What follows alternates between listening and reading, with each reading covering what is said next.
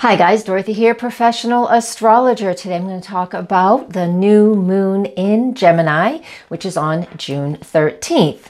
And I'll get into the 14th as well. So stay with me and I'll be right back.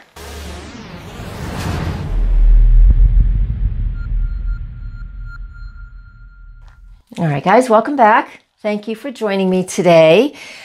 Let's get started. So all day on the 13th until 3:43 p.m., and this is East Coast time, the moon enters that new moon phase. She goes void of course right away though. Oh, there's something about this which seems a little unfair, right? That whenever we have a new moon and as soon as it's new, it goes void. So what do we do with that type of energy? Beforehand, while the moon's in Gemini, while it's still in its balsamic phase, because again, it's like a seed that's just, everything's closed and we're just waiting for the right conditions to open up and to begin new things. And that means we must wait until the moon is new, exactly new, right? And within the time period afterward of 48 hours.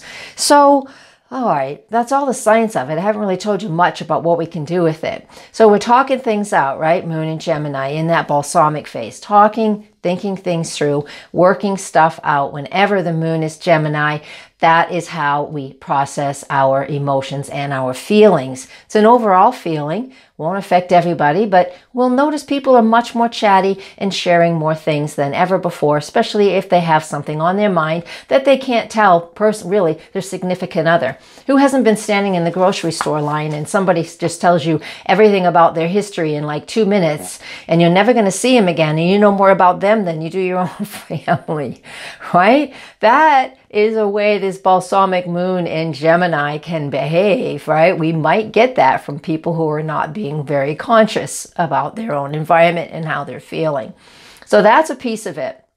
And then when the moon does go new at 3:43 p.m. East Coast time, the point is it's at 22 Gemini. There is nothing else after 22 degrees. The sun is the thing that's the latest in any of the numbers right now, so the moon goes void, of course. So we basically have a neutral period until the moon enters the next zodiac sign that we can just sort of sit down, think about what it is that we want to set our goals and our attentions on. We don't need to take any action on this day. So when the moon is new in Gemini, it is about relating our goals to how we want to communicate better with others. But mainly it's about how we're communicating and thinking with those that we love and those around us. All right, so this new moon is interesting just in the fact that it goes void, of course, right away.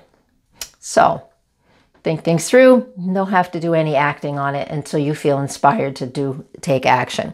So on the 14th, which is Thursday the 14th, the moon does enter Cancer early in the morning. And then we're able to really set goals relating to how we feel emotionally and how we are connecting emotionally to those around us. All right. So this new moon is all about communicating and talking, but it is also about hitting neutral for a little while until we can get our feelings, how we feel about certain things into alignment.